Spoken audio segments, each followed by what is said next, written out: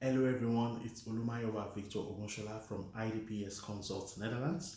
IDPS means I diagnose and profile solutions. Today's topic should be very interesting for everyone.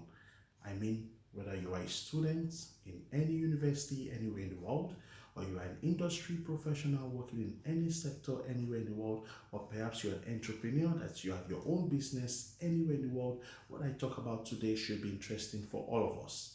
Today, I talk about globalization and glocalization. Okay, globalization versus glocalization.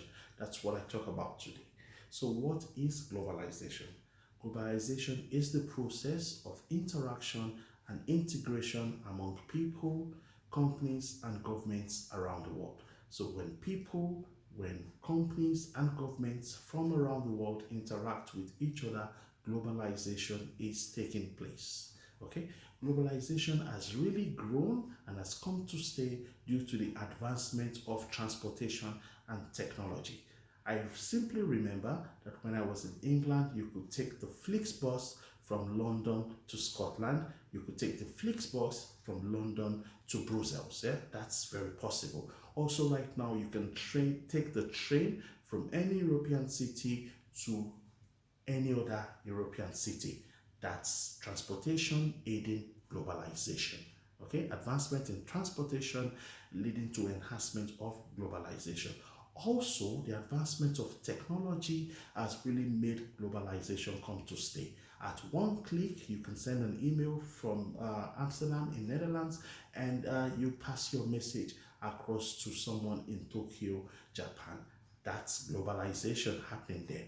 Also, increased global interactions has led to growth of international trade and cultural exchange. So, which means because of global interactions, because of globalization, international trade is booming and then cultural exchange is on the increase. Okay, in fact, globalization has led to the following increase in international trade. So globalization has led to increase in international trade.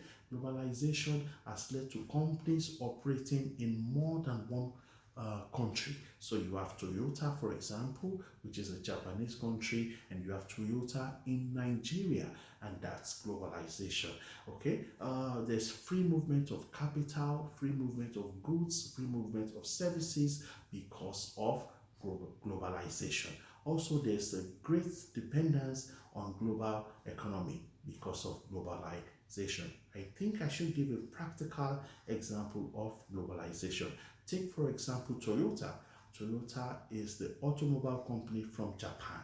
Yeah, but when we talk about Toyota, the chassis of the Toyota car is being made in England. The seat belt of the Toyota car is being made in the Czech Republic. Yeah, the engine of the Toyota car is being made in Wales. Yeah, the wiring of the Toyota car is being made in China, and the headlights is being made in France. That's simply the concept of globalization. Now, let's go to the second part of the video and talk about glocalization. Don't be confused, okay? This is globalization. That was what we talked about. Now we talk about glocalization. This is that when companies go global, they need to adapt their actions, their products and services to the local context. Okay, so for example, when Toyota goes to operate in Nigeria, or when Toyota goes to operate in Malaysia, Toyota needs to adapt its services, its products, and its actions to the local context in those countries. This could be very tricky because these companies can get lost in the process, okay? But they have to find their balance when they are involved in the concept of glocalization. So glocalization is simply global and local combined together. Another example of glocalization would be McDonald's, which is a USA company going into India.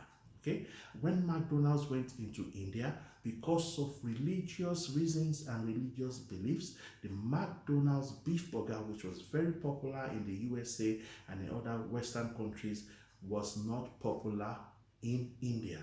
Therefore, McDonald's needed to adapt to the local context of the Indian people, and then they had to introduce the chicken Maharaja Mac, or the Mac Aloo Tikki sandwich, because that was useful and interesting for the local Indian market, for the people in India. Okay, let's talk about another example. Let's talk about Kitkat, which is from Nestle. Yeah, Nestle is a multinational food and drinks corporation based in Switzerland.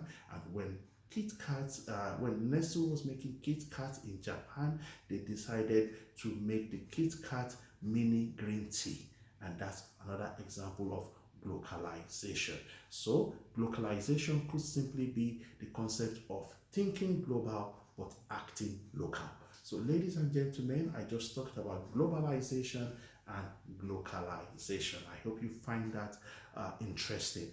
Of course, you know that we like to hear from you, so please visit our website www.idpsconsult.com and let's know how we can serve you better, or send us an email at info@idpsconsults.com. Let's know how we can serve you better.